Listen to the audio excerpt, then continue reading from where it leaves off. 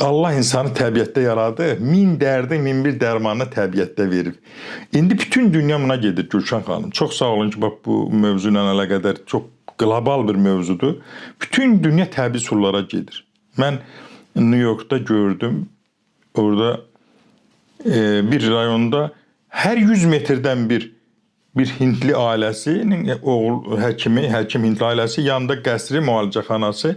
Yəni Amerika cəmiyyətində də mən onu gördüm. Bizdə onlardan da əvvəl 1000 illərdir bizdə təbii sularla müalicə var və insanlar bu istiqamətə gedirlər.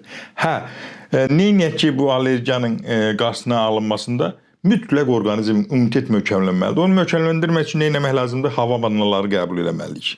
Yəni günəşin altında yavaş-yavaş 5 dəqiqə, 10 dəqiqə artıra-artıra günəş vannası qəbul edirsən. Su vannaları qəbul etməliyik.